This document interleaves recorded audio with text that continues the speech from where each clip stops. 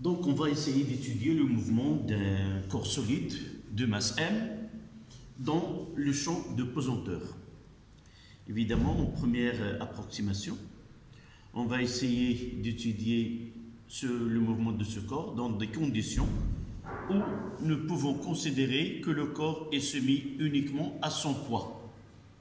En réalité, on va faire l'étude. En réalité, le mouvement dans l'atmosphère, il n'y a pas que l'effet ou l'action de la Terre, mais aussi l'air dans lequel se déplace ce corps-là. Les objectifs de cette leçon, c'est d'abord, on va essayer de déterminer les équations horaires du mouvement, évidemment du centre d'inertie de ce corps-là, et par la suite déterminer la trajectoire de centre d'inertie de ce corps-là qui est lancé dans l'atmosphère. On l'appelle techniquement un projectile. قذيفة حركة قذيفة في مجال العنوان هي الحركة الشنجبية في مجال الثقالة في مجال الثقالة المنتظم. D'accord? Donc la première 1 en chiffres romains.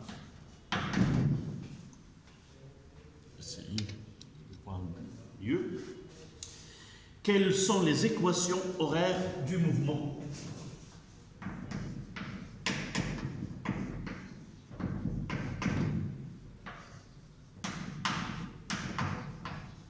Les équations horaires du mouvement.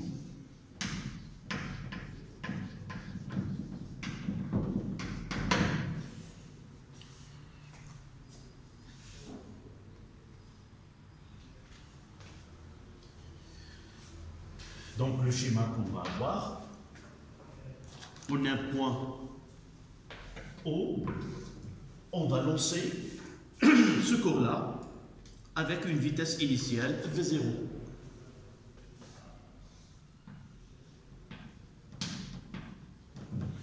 Donc on a un point de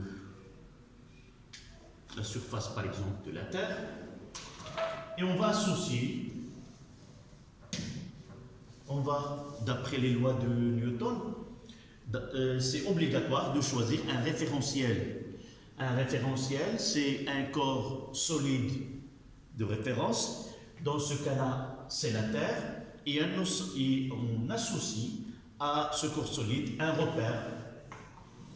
C'est O, X, Y. Donc, la durée pendant laquelle on fait l'étude nous permet de dire que ce référentiel-là, il est galiléen, et par la suite, l'application de la deuxième loi de Newton, elle sera vérifiée dans ce référentiel. Donc, là, tu peux faire le schéma en même temps que moi. Là, c'est le champ, il est localement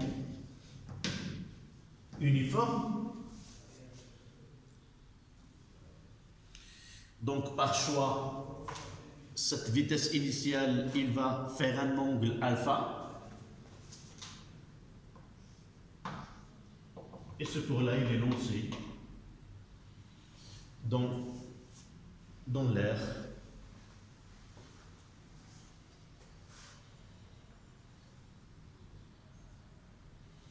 C'est toujours l'opération s'effectue au voisinage de la Terre, c'est-à-dire à une hauteur qui n'est pas très élevée, et par la suite, on va voir les conséquences de ce choix-là.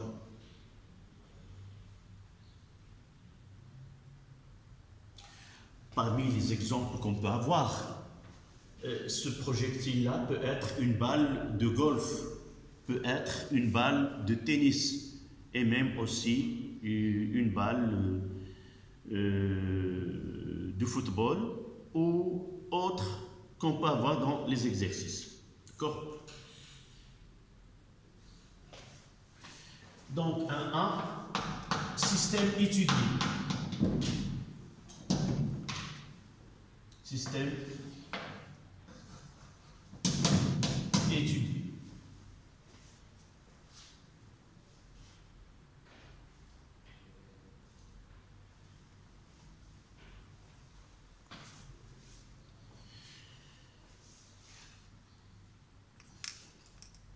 Donc on va essayer de généraliser et nommer ce qu'on va étudier un projectile.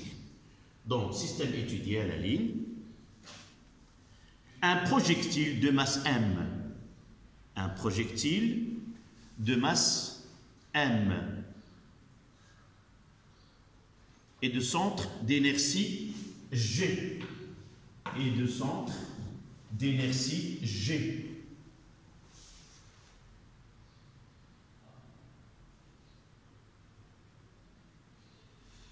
Comme je viens de dire, il peut être entre parenthèses une balle, la balle de golf, une balle de pétanque,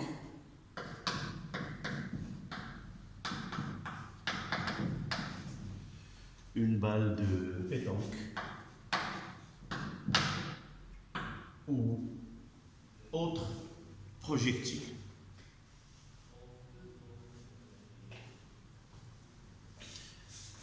Un, deux.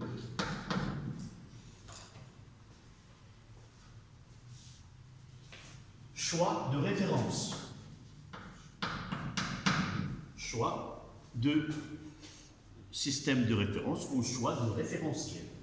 Choix de référentiel.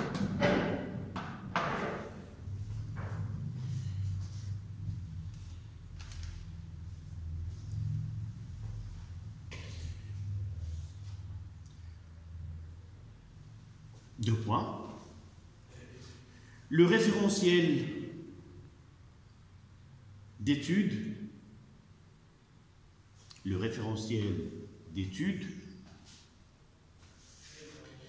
est supposé galiléen.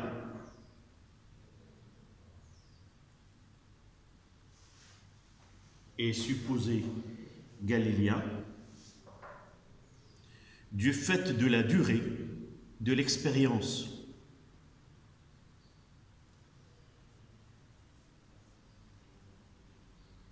Du fait de la durée de l'expérience. Virgule.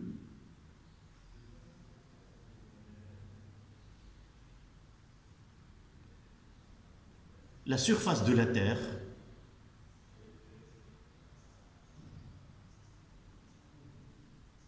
à laquelle on associe un repère, OIJ, à laquelle on associe, on peut dire OIK ou OIJ, à laquelle on choisit un repère OIJ, puisque le mouvement, dans notre programme, on n'étudie que les mouvements plans, c'est-à-dire à 2 dimensions et non pas à 3 dimensions. Donc le référentiel, tu me...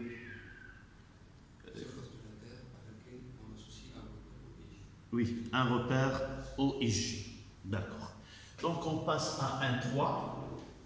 Donc sur le schéma, on va visualiser là c'est I et là c'est J.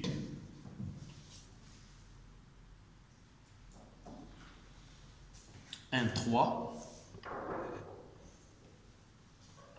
Bilan. Bilan des forces exercées. Bilan des forces exercées. Évidemment, sur le système. Donc, ces forces-là, elles seront considérées comme des forces extérieures. Pourquoi comme des forces extérieures? Parce que dans la deuxième loi qu'on va appliquer juste après, nécessite l'identification des forces extérieures. Somme des forces extérieures, des vecteurs force extérieure est égale au produit de la masse fois le vecteur accélération. Donc, un corps qui se déplace dans l'atmosphère au voisinage de la Terre, quelles sont les forces qui s'exercent sur ce corps-là? D'abord, l'action de la Terre, d'accord? Donc, le système est soumis. D'abord, le poids, c'est l'action de la Terre sur le corps. Action de la Terre sur le système, sur le projectile.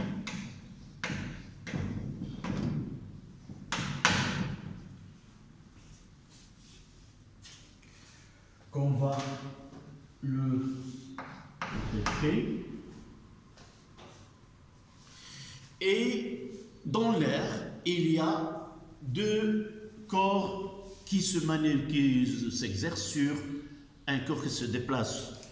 D'abord, ce qu'on appelle force d'Archimède. Cette force d'Archimède, tout corps se déplaçant dans un fluide, il est soumis à une force qu'on appelle force d'Archimède. Évidemment, autre que cette force-là, il y a des forces de frottement. L'air, c'est un corps, il y a des molécules, et par la suite, le déplacement d'un corps dans ces molécules-là, il y a des contacts entre le corps et cette matière qui constitue l'air, et par la suite, il y a ce phénomène de frottement. Donc, deuxième tiré.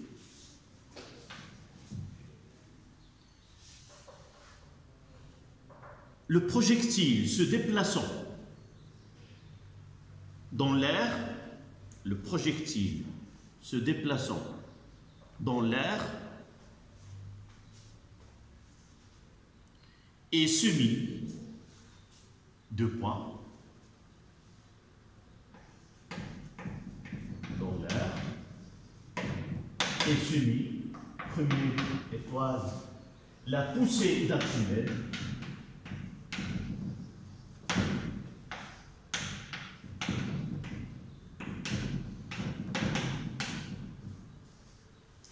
généralement, soit qu'on note pi et parfois on la note FA, force d'Archimède.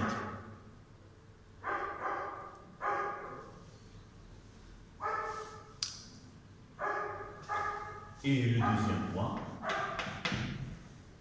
force de frottement.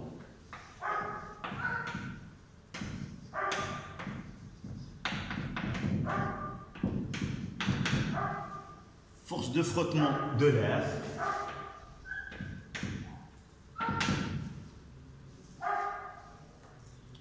Ce qu'on appelle les frottements fluides.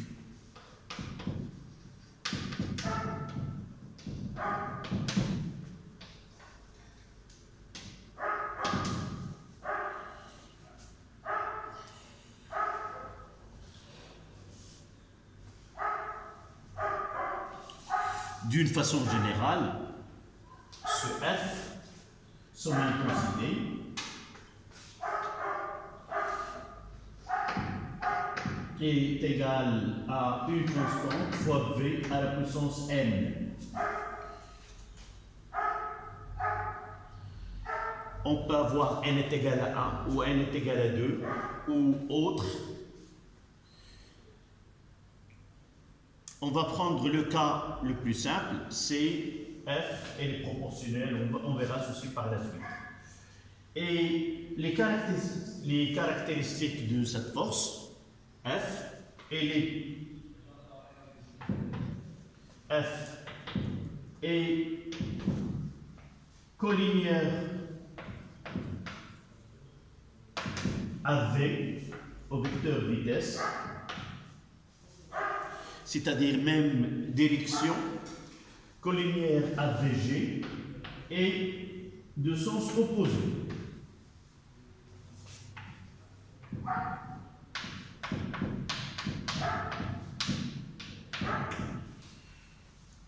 Le cas le plus simple, on prendra le cas le plus simple, c'est F est égal à moins K fois VG.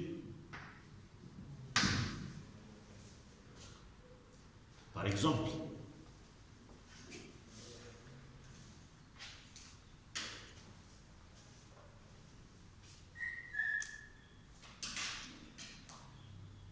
Donc la réalité, c'est ça. Donc, on va essayer de travailler dans des conditions où l'étude sera un peu simplifiée. D'abord, cette poussée d'Archimède, son intensité, pour déterminer l'intensité de cette force, FA, est égale à M' fois G. C'est quoi M'? C'est la masse du fluide déplacé. Par exemple, je prendrai là j'ai un corps. Je vais essayer de prendre, pour voir uniquement cette notion de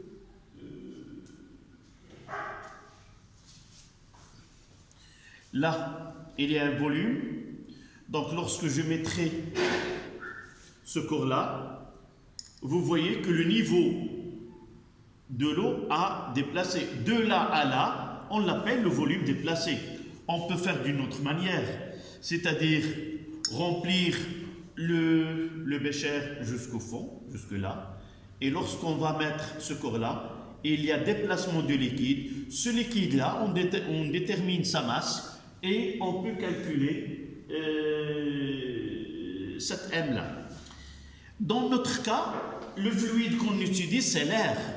Généralement, cette expression-là, c'est ρ qui est égal à ρ fois V fois G.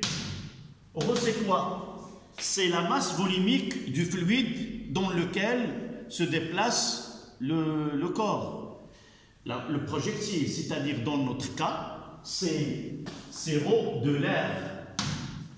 Et V, c'est le volume de projectile.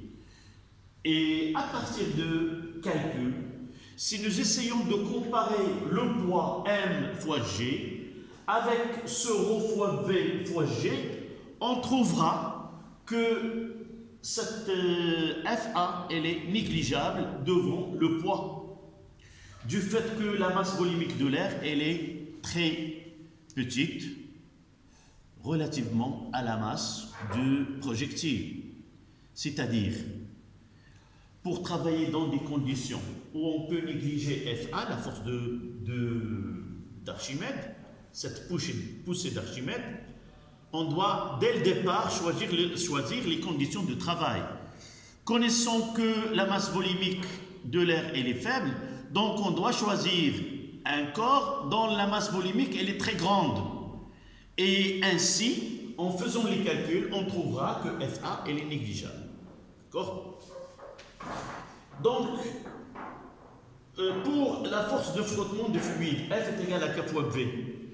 Généralement, lorsque la vitesse n'est pas très grande, la vitesse de déplacement de projectile elle est très faible, et dans ce cas-là, on peut même négliger cette force de frottement due à l'action de l'air sur ce corps-là. D'accord? Donc, à la ligne, on supposera qu'on peut négliger,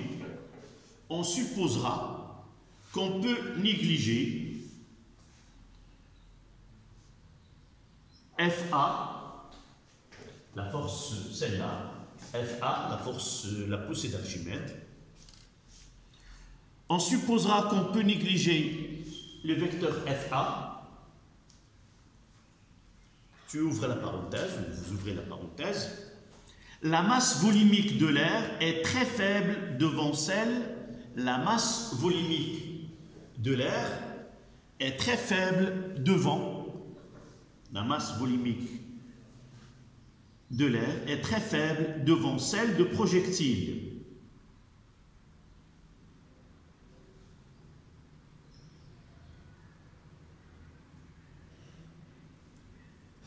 Tu fermes la parenthèse.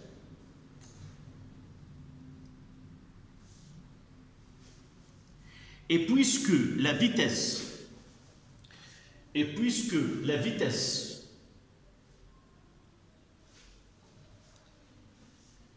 initiale de projectile, et puisque la vitesse initiale de projectile et la distance parcourue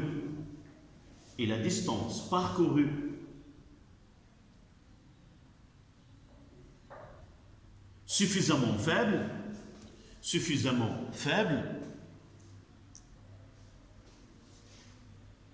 on peut négliger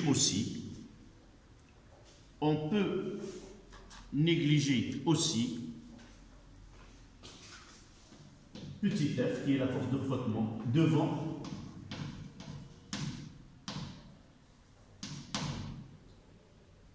P.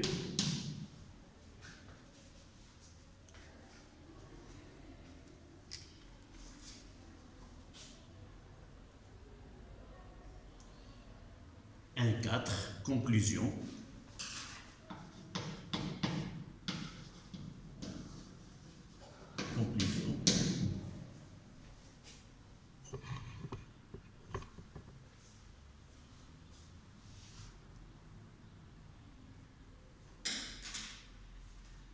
Dans ces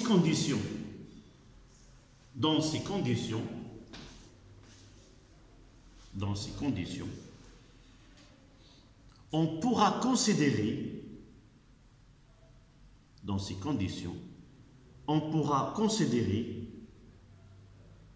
que le mouvement de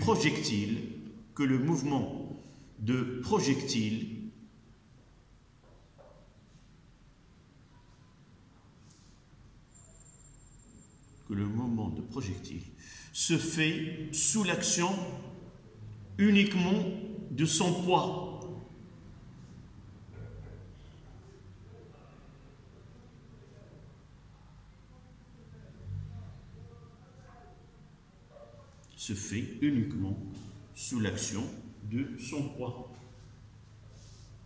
Point à la ligne, on va écrire une phrase. Et on va définir qu'est-ce que ça veut dire une chute libre à la ligne.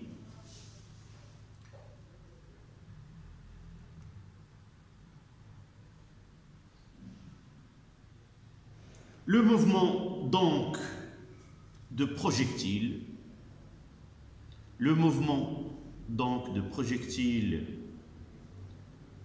est un mouvement de chute libre,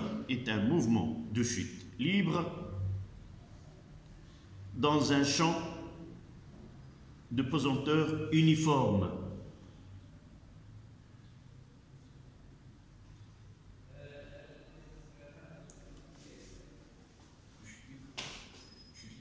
Chute libre dans un champ de pesanteur uniforme.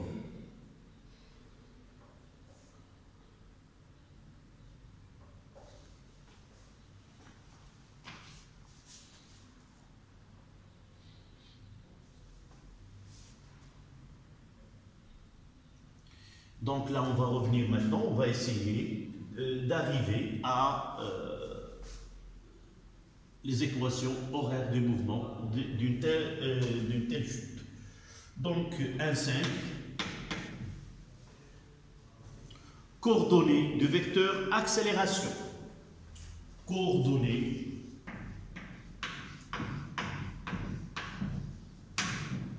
de vecteur accélération de centre d'inertie de projectile.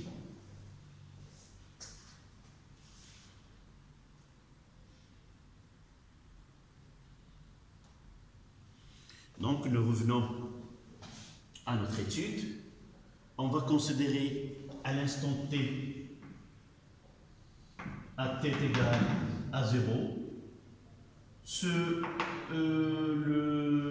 le projectile se trouve en haut, G est en haut, c'est-à-dire que les coordonnées OG 0, c'est 0, 0.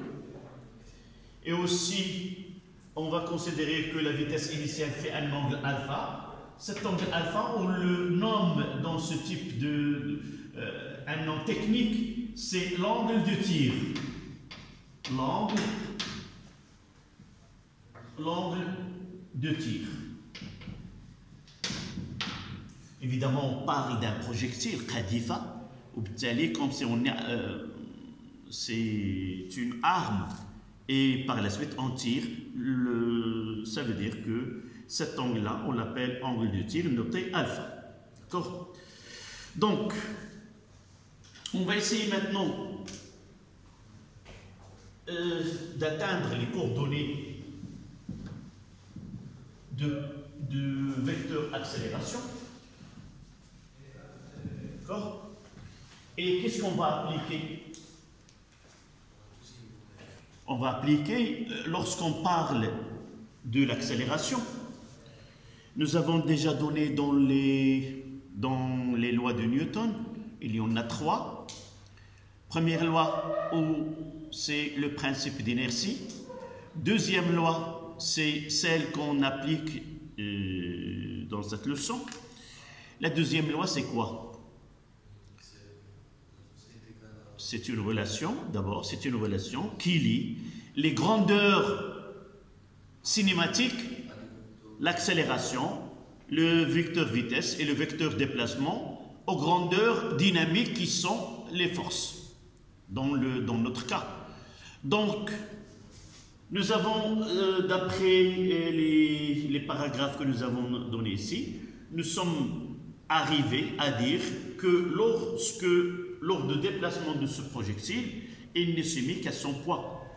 Donc, on va appliquer, à partir de là, donc, deuxième loi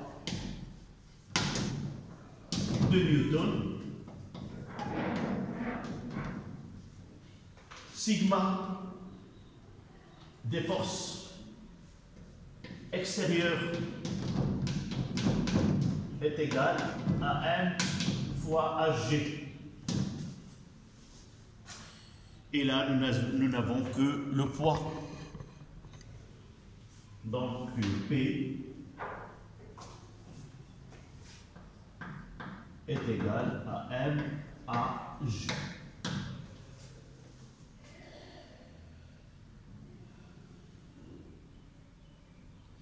Évidemment, on peut revenir à là et représenter le poids. Donc, P, on a un point donné, c'est voilà. Et P, c'est un poids G, donc P et G sont collinières de même sens. Donc, P est dirigé vers le bas. On suppose que la Terre est là. Donc, les coordonnées de P dans cet axe-là, par là pour les deux axes. D'abord, elle est perpendiculaire à l'axe des X, donc sa projection c'est 0. Px est égal à 0 et Py est égal, vous voyez qu'elle est parallèle de sens opposé, est égal à moins Mg est égal à MaGx et à MaGy. C'est l'application simplifiée de deuxième loi dans ce cas-là. Et par suite, nous pouvons dire que le vecteur A, accélération de G, est là pour coordonner 0, et là pour coordonner c'est moins G.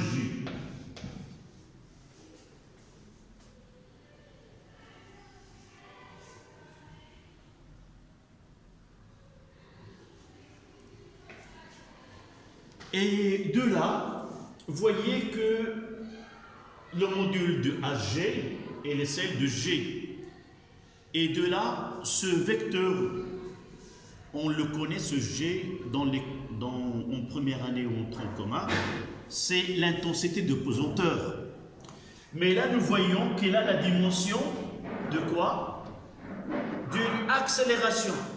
Et G, on va l'appeler dès maintenant, c'est l'accélération de pesanteur, du fait de cette relation. Donc G, accélération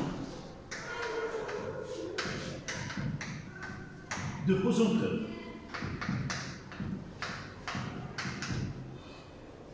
C'est le nom, oui, c'est le nom qu'on va donner. Et vous voyez que l'unité de G, ça sera, dans notre exercice, G égale à 9,81 mètres secondes moins 2. Donc on va la nommer l'accélération de pesanteur.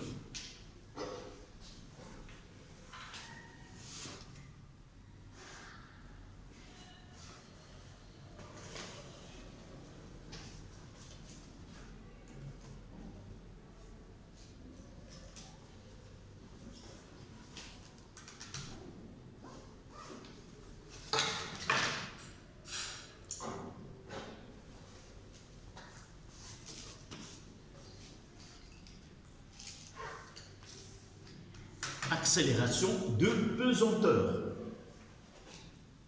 Au lieu de le nommer avant l'intensité de pesanteur. Donc, pesanteur. تصارع الثقالة. كان من قبل كنسميوها شدة الثقالة. Donc là, c'est un signe coordonné de vecteur accélération. On passe maintenant aux coordonnées de vecteur vitesse.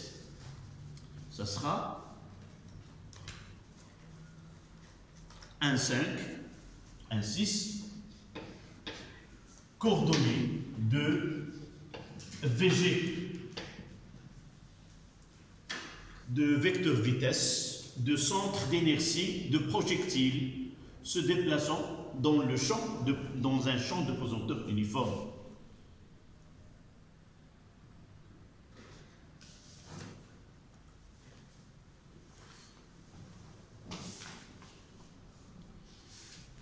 Donc, quelle est la relation qui va nous permettre de déterminer les coordonnées de vecteur vitesse? Évidemment, on va utiliser celle-là. Nous savons quoi? Que AG est égal à D de VG sur DT. C'est-à-dire quoi? C'est-à-dire que AGX et la AGY est égal à D de VGX sur DT et D de VGY sur DT. Et de là, on va remplacer ceci est égal à quoi? AGX là c'est 0 et là c'est moins G. Arrivé à VGX, la composante de vecteur vitesse de centre d'inertie de projectile par rapport à l'axe des excès, faire quoi? Chercher la primitive. Donc de là, on tire que ce vecteur G est égal à une constante, et puisqu'elle est constante, c'est exact, c'est V0 G selon X qui est égal, c'est V0 Gx qui est égal évidemment à une constante, et là, moins G fois T fois une constante, c'est très bien, c'est VGY est égal à moins G fois T plus V0 G selon Y. Il ne reste qu'à identifier V0 Gx et celle-là. À partir de là, la courbe de là, voici la projection de vecteur vitesse initiale. Là, c'est V0 G selon X et là, c'est V0 G selon Y. En appliquant les relations trigonométriques, nous voyons que V0, c'est le côté adjacent. Donc V0x, c'est V0 cosinus alpha. Et là, c'est V0 sinus alpha. Ce qui nous permet d'écrire V, le vecteur vitesse là. Et là, V0 cosinus alpha. Et là, c'est moins G fois T plus V0 sinus alpha. Voilà l'expression de vecteur vitesse. On peut l'écrire d'une autre manière. C'est VG est égal à V0 cosinus alpha I plus moins G T plus V0 sinus alpha. Je vais l'écrire de l'autre côté. Mais il vaut mieux de travailler toujours de cette manière. D'accord?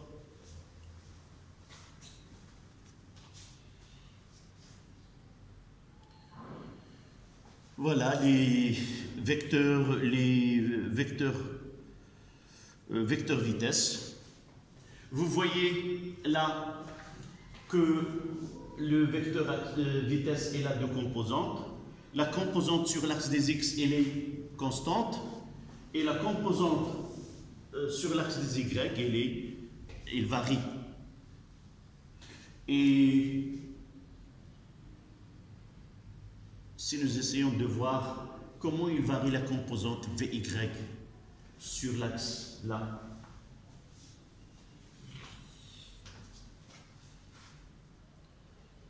comment il varie au cours de temps sur l'axe des Y.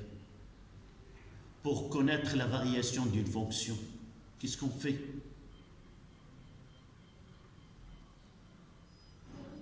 La dérivée, tout simplement, ça donne moins G. D'accord? Donc, vous mettez remarque.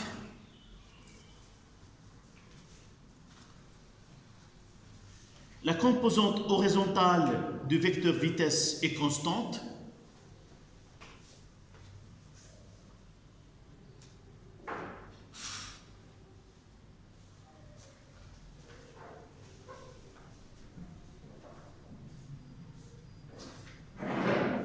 La composante horizontale du vecteur vitesse est constante.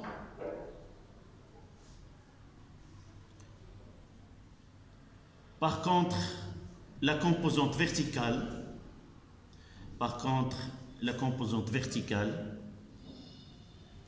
est une fonction affine.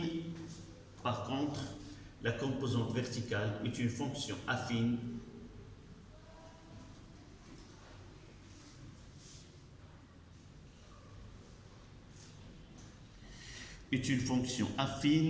décroissante du temps.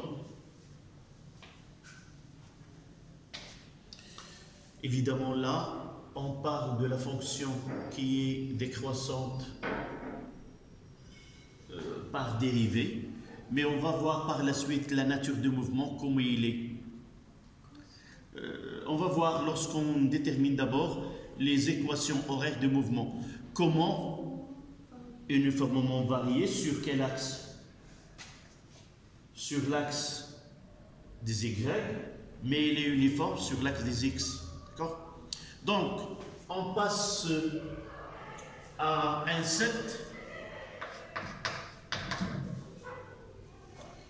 Équation horaire du mouvement. Équation horaire du mouvement.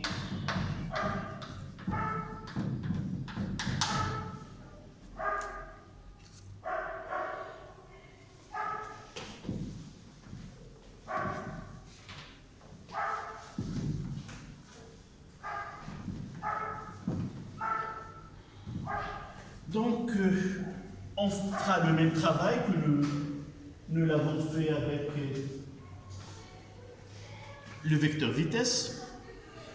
Donc, définir les équations horaires du mouvement, ça passe par quoi? Si on vous demande de déterminer les équations horaires du mouvement, comment? D'abord, c'est quoi? Ce sont les coordonnées de vecteurs déplacement. Avoir les équations horaires, nous l'avons dit au début, que les coordonnées de vecteurs déplacement, c'est elles qui nous donnent les équations horaires. Donc, OG Et là, x de t et y de t. X de t et y de t sont ce sont les équations horaires. D'abord les coordonnées de G, et pour nous, x de t et y de t sont les équations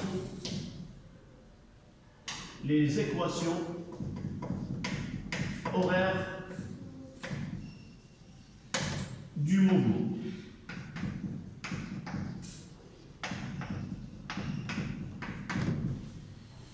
Et de là, nous savons que VG est égal à D de OG sur DT. C'est-à-dire, de là, on aura V0 cosinus alpha et moins G fois T plus V0 sinus alpha est égal d'abord à d de x sur dt et là d de y sur dt. Et maintenant on arrive à ce que tu viens de dire. Pour chercher x, il suffit de faire la primitive, donc de là. OG aura, là c'est la primitive, c'est V0 cosinus alpha fois t plus x0. Toujours lorsqu'on cherche la primitive, on ajoute une constante qu'on appelle 0, si x, x0, si v, v0, si a, on aura a0 aussi, sur cet axe. Et là, oui. Non, non. L'essentiel, comment tu vas le montrer, c'est...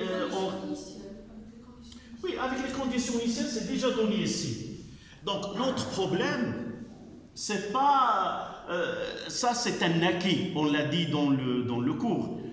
Notre problème, c'est chercher l'équation et non, les équations horaires et non pas, évidemment, la déterminer à partir de choix.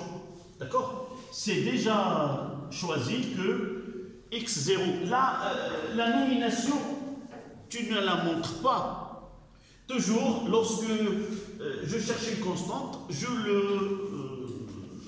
le renvoie à t égale à 0. Et là, c'est moins 1,5 g fois t carré plus v0 sinus alpha fois t plus y0. Le problème, c'est quoi? C'est pas démontrer que c'est x0 et y0. C'est quoi? C'est connaître la valeur de x0 et de y0. Tu vas le revenir, montrer que c'est x0, ça n'a pas d'importance. Mais l'essentiel, c'est à quoi est égale cette constante. Donc de là, on aura deux équations horaires. Une selon l'axe des x, donc x de t, qui est égal, d'après le choix ici, c'est 0. C'est v0 cosinus alpha, le tout fois t, et y de t, c'est moins 1,5 gt au carré, plus v0 sinus alpha fois t, et y0 dans ce choix-là, il est nul. On verra dans un exercice que y0 n'est pas nul. Ça dépend du type d'exercice qu'on traite. Oui. Y pour y de b, c'est quoi? Non, là, c'est le côté mathématique. Lorsque je cherche une primitive, toujours je dois ajouter une constante. Ça, c'est les mathématiques. D'accord? En réalité, plus une constante. C'est la physique qui va intervenir et dire, pour nous, cette constante-là, elle est toujours définie aux conditions initiales à t égale à 0. Et ce t égale à 0, d'abord, je passe de mathématiques, là, à la physique, d'accord? Ici, là, c'est les mathématiques. Lorsque je fais intervenir la physique, je mettrai x0. Voilà la physique, ici. Pourquoi? C'est une constante qu'on l'a définie aux conditions initiales à t égale à 0. Et je travaille sur quoi? Sur l'abscisse x. Et ça ne peut être que x0. Là, je travaille sur y. Et ça ne peut être que y0. Si j'ai z, j'aurai z0. D'accord? C'est ça la conception que nous appliquons. Mais si on parle d'un point B, tu peux la nommer XB ou XA. Mais généralement, de cette façon qu'on traite. D'abord, la nature du mouvement. Là, l'équation horaire, c'est une équation qui est affine avec la constante est égale à 0. Donc, le mouvement sur l'axe des X, c'est un mouvement qui est rectiligne uniforme. Et sur l'axe des Y, c'est un mouvement qui est rectiligne uniformément varié. D'abord, là, la réalité, c'est pas ça. On est arrivé à faire quoi? La décomposition d'un mouvement qui est un peu, entre guillemets, complexe. Nous l'avons décortiqué, si vous voulez, ou la représenter comme étant la combinaison de deux mouvements. Mouvement rectiligne sur un axe et mouvement uniformément varié rectiligne uniforme et l'autre, ce qui donne ce mouvement qu'on appelle un mouvement qui est parabolique. Dire parabolique, c'est attendre la trajectoire, de déterminer l'équation de la trajectoire. Donc, une petite phrase pour passer aux deux grands remarques. Vous notez. Les coordonnées de vecteur position. Les coordonnées de vecteur position. Les coordonnées de vecteur position. Entre parenthèses, équation horaire du mouvement.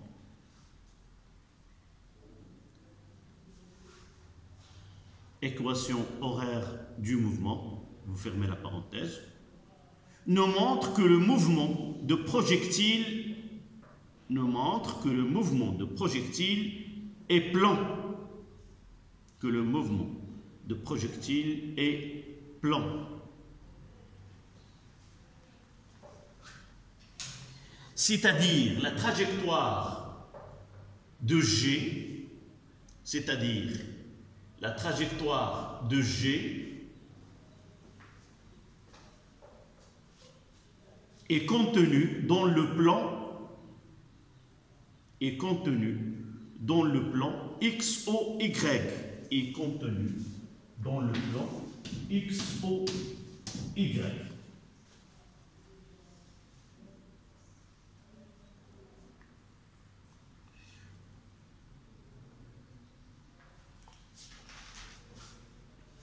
À la ligne, la fonction x de t est une fonction linéaire. La fonction f de t est une fonction linéaire.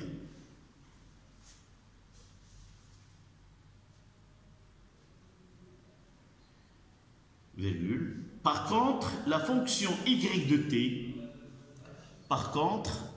la fonction y de t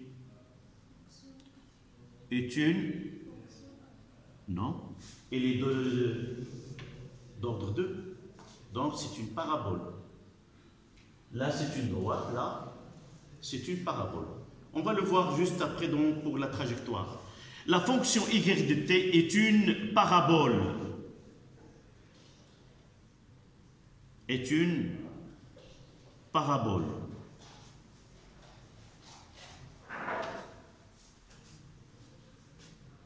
Donc on passe à 2 en chiffres romains.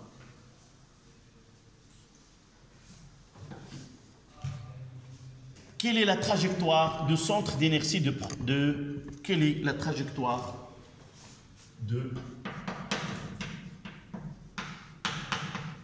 quelle est la trajectoire, non, la trajectoire, quelle est la trajectoire de centre d'inertie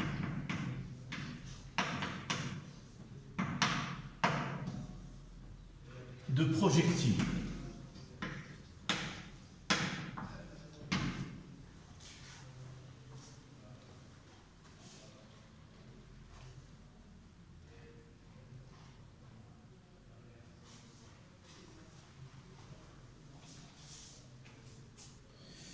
Et de là, on va essayer de... C'est ça. Je garderai ces deux équations.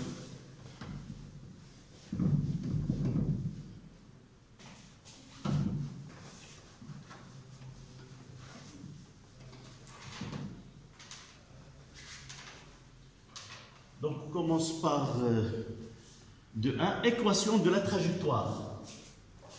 De 1, équation de la trajectoire.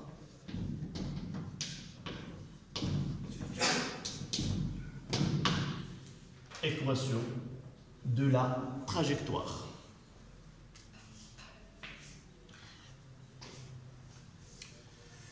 L'équation de la trajectoire, c'est arriver à donner la relation mathématique qui lie les coordonnées de vecteurs déplacement. Nous avons x de t et nous avons y de t. À partir de ces deux, en éliminant le temps, on arrive à donner l'équation horaire du mouvement. Donc, vous notez, à l'aide des équations horaires, on peut déterminer, à l'aide des équations horaires, on peut déterminer l'équation de la trajectoire y est égale à f de x.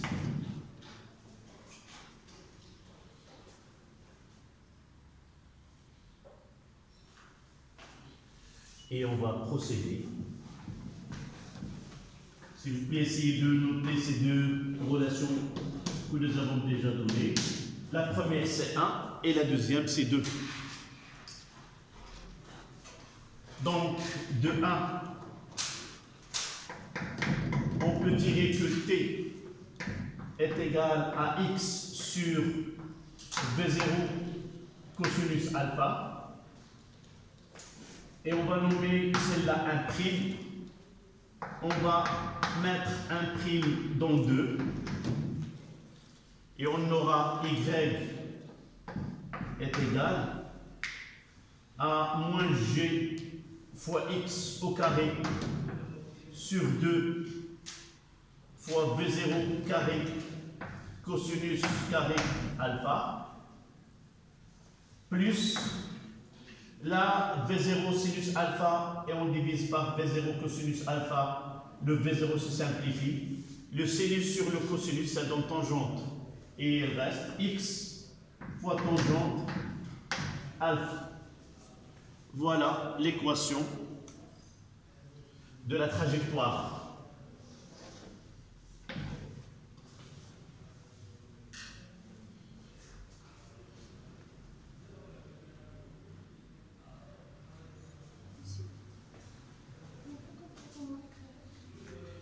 Oui, j'ai fait... je peux mettre un peu de ralenti. D'accord? Et tu vas me dire, je vais remplacer dans 2. Ça veut dire quoi? Donne-moi. Y est égal à quoi? Moins 1 demi fois g fois t au carré. C'est quoi? C'est x sur v0 cos alpha au carré plus v0 sinus alpha fois x sur v0 cosinus alpha. D'accord? D'abord là, j'ai rien à factoriser ici. Dans le premier partie, c'est moins G. Là, G, x au carré, sur 2 fois V0 carré, fois cosinus carré alpha. Là, le V0 avec le V0 se simplifie. La sinus sur le cosinus, c'est la tangente. Et je mettrai x tangente alpha. Voilà.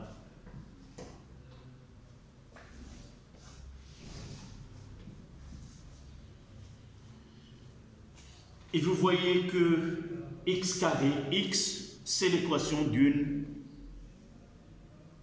parabole.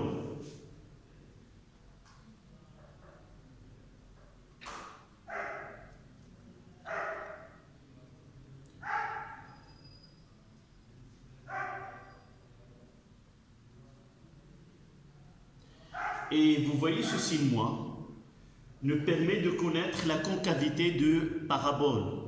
Si on a essai moins, ça veut dire que la concavité est dirigée vers le bas. D'accord? C'est ça ce qu'on va écrire juste après.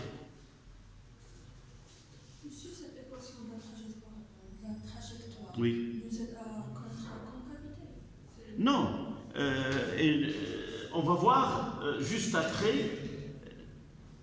Cette équation nous permet de connaître quoi? Nous avons déjà dit juste avant que l'étude peut être une balle de golf, balle de tennis, balle de basket ou plusieurs sports peuvent être modélisés selon cette étude-là.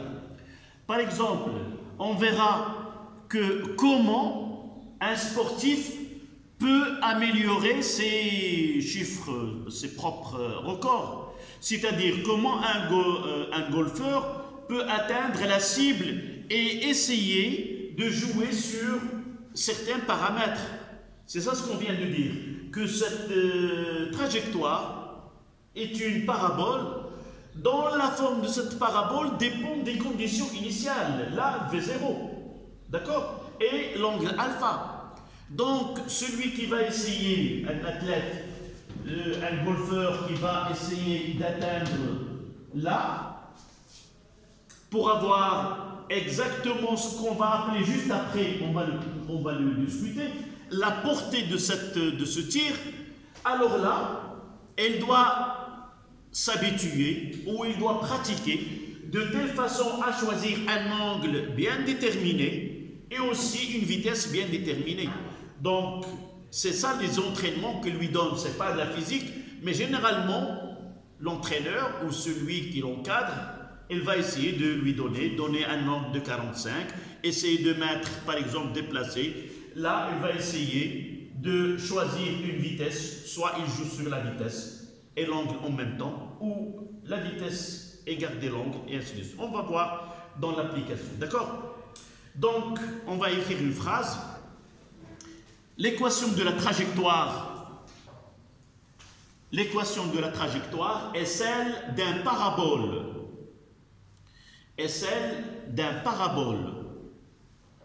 Dont la concavité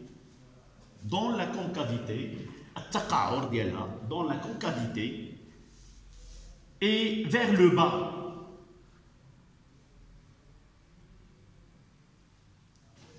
Vers le bas.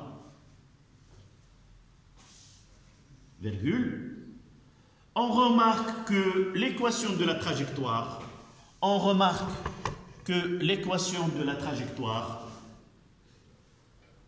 dépend des conditions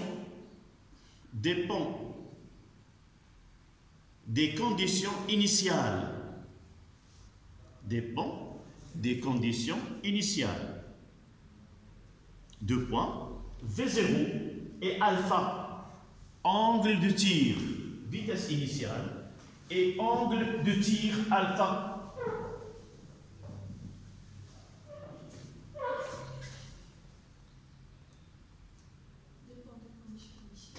Dépend des conditions initiales, vitesse initiale V0 et angle de tir alpha.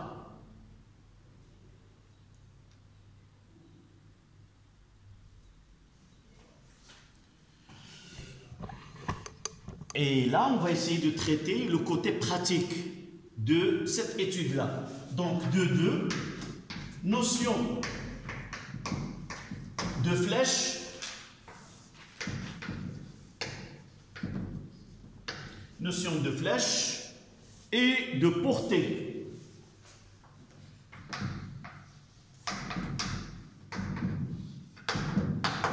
Notion de flèche et de portée.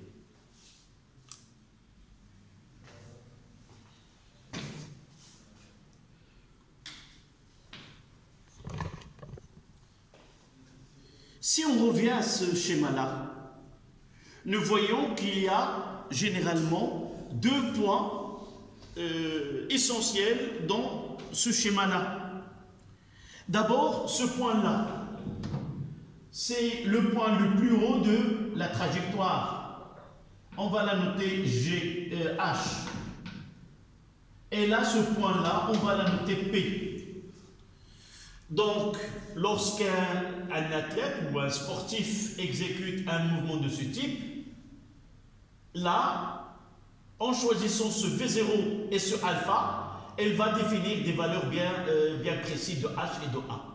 Donc, ce H-là, on l'appelle la flèche. C'est la plus grande hauteur que la balle peut atteindre.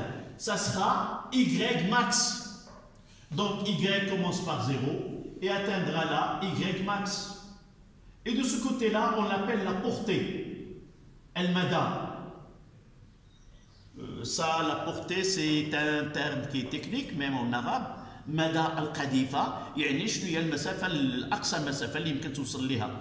وهنا, dans l'artillerie par exemple, المدفعية, en choisissant un angle et une vitesse, je peux définir la cible. Avec ce H et ce alpha, j'ai défini la cible ennemie quelque part. Donc de là, on peut déterminer que ce tir il est efficace ou non par choix de ces 2 grandeurs, alpha et V. D'accord? Vous voyez, dans certains cas, il essaie de prendre une position donnée afin de choisir un angle bien défini pour que ce tir-là soit atteint la cible définie à l'avance. Donc, à la ligne, vous notez. La flèche correspond à la hauteur maximale. La flèche correspond à la hauteur maximale que peut atteindre le projectile.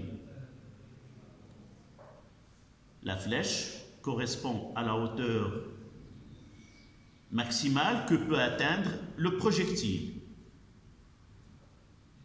2 points. C'est le sommet de la parabole. C'est le sommet de la parabole.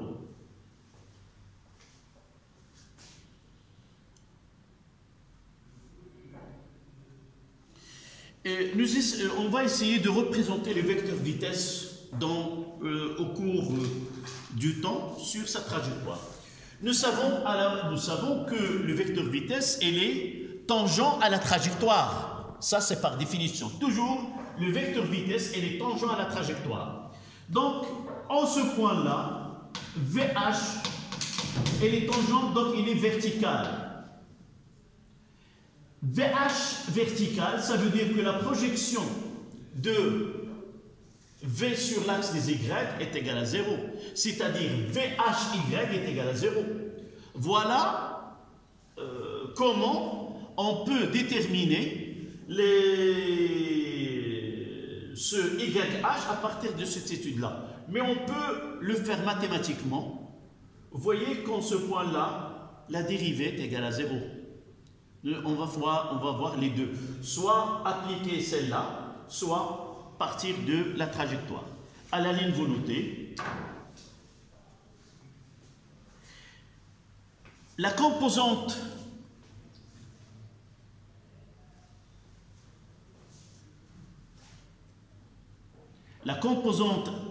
verticale de vecteur vitesse, la composante verticale de la vitesse, de vecteur vitesse au point H est nul.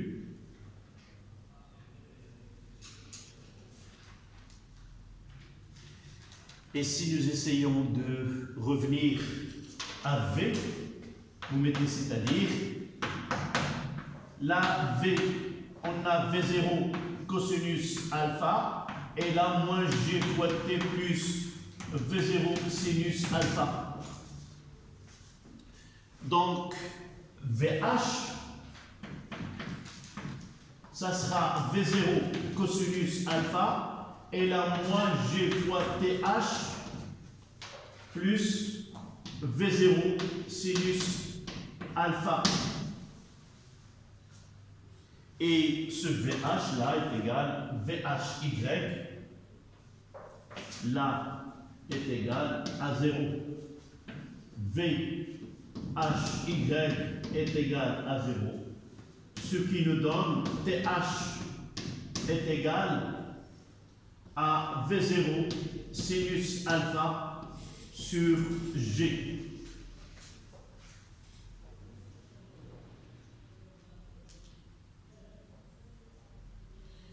Là, c'est le temps nécessaire pour que le projectile atteigne le point sommet, le sommet de la trajectoire.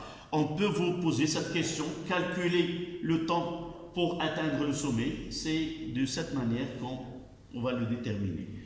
Donc, nous avons ici déterminé les coordonnées de ce point. D'abord, donc, coordonnées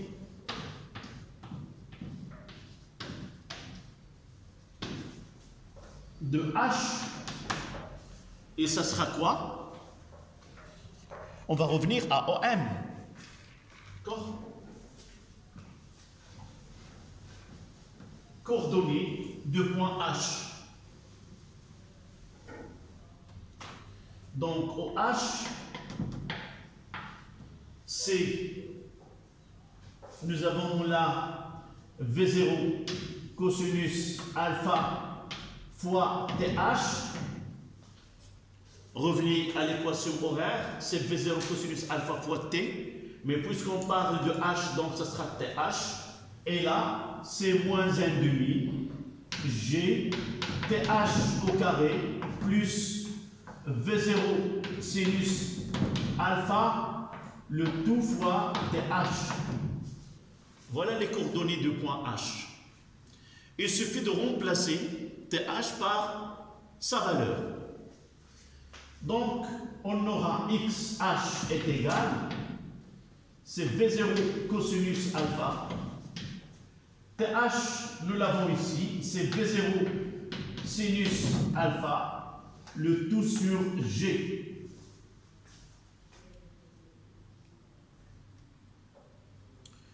Nous savons que là, que 2 cosinus alpha, sinus alpha est égal à sinus de 2 alpha.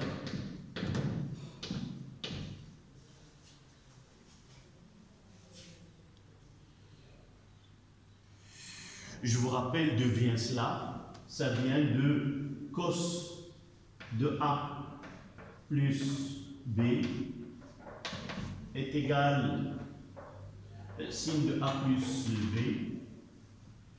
C'est de là où vient cette sin A plus A est égal à sin de A cos de A plus sin de A cos de A. C'est de là où vient cette identité. Sinus de A plus B, c'est sin de A cos de B, cos sin de A cos de B.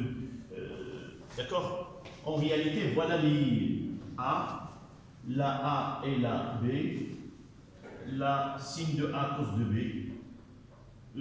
cos de B, sin de A.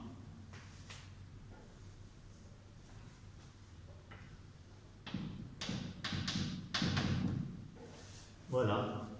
Et si A est égal à B, on aura sin de A, cos de A, sin de A, cos de A. D'accord?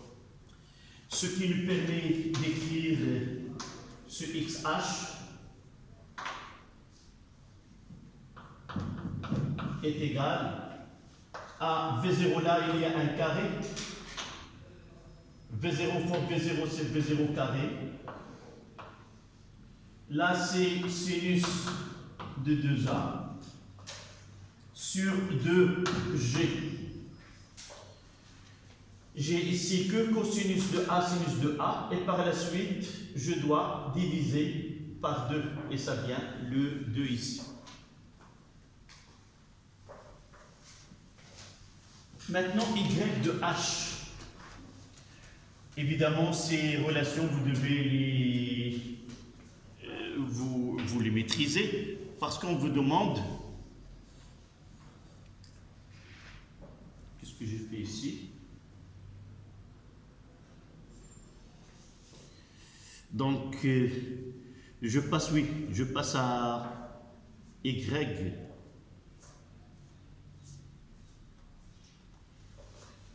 Oui. Oui. La signe de A plus B, c'est signe de A cos de B, cos de A signe de B. Si, co, cosi. Ou co, si. Cosinus, signe de A plus B, c'est signe cos, signe. Et cos, c'est cos, signe. Plus, moins, pour le cosinus, c'est l'inverse. L'autre, je peux le mettre ici, c'est cos de A plus B. Je mettrai même ici le moins, j'aurai aussi moins. Plus moins, ça donne cos de A, cos de B. Au lieu de moins, c'est plus, c'est moins. Signe de A, signe de B. Je la prends comme ça, co, si, et si, co, cos. Mais pour le cosinus, c'est l'inverse des signes. Et là, on garde c'est plus, c'est moins. Donc, je passe à Y là. Y de H est égal, c'est moins 1,5 G fois V0. T, c'est quoi? C'est V0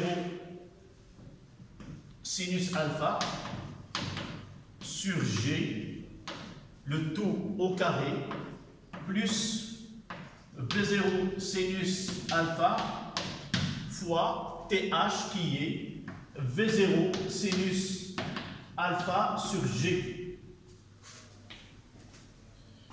D'accord? Il suffit d'appliquer. Est égal à moins. Là, j'ai G carré avec G, ça reste que moins V0 carré sinus carré alpha sur 2G. Et là, j'aurai plus V0 carré sinus carré alpha sur G. Je vais réduire au même dénominateur et j'aurai 2 ici, 2 là, ce qui donne à YH est égal, c'est V0 au carré sinus carré alpha sur 2G.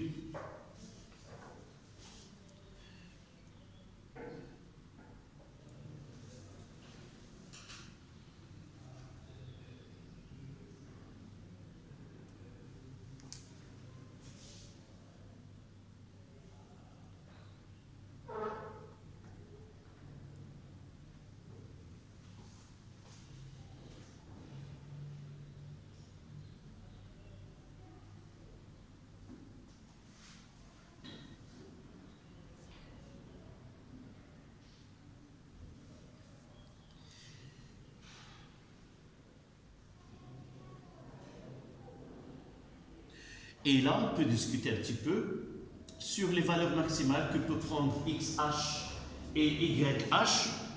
D'abord, vous voyez, plus V0 est grande, plus X elle est grande. Donc la portée dépend de V0. Et si je veux choisir un angle approprié, pour que x soit maximal, il faut que le sinus de 2a soit égal à 1. La valeur maximale du sinus alpha, c'est 1. C'est-à-dire, il faut avoir l'angle de 2 alpha doit être égal à pi sur 2, 90. C'est-à-dire, alpha est égal à 45. Donc, choisir un angle alpha 45 et une vitesse qui est très grande. C'est pour cela, pour les lancer une pétanque, elle essaie de choisir un angle de 45. Et vous voyez ces gens qui lancent cette pétanque-là. Ils sont costauds. C'est-à-dire quoi? Il y a des muscles. Et ces muscles vont donner une vitesse qui est très grande. De même ici, pour que Y soit maximal, vous voyez qu'on peut avoir le sinus carré. Donc, la prochaine fois, Inch'Allah, on complète une petite partie et je vais vous envoyer une série d'exercices que vous allez travailler. On le corrigera la prochaine fois. D'accord? Merci.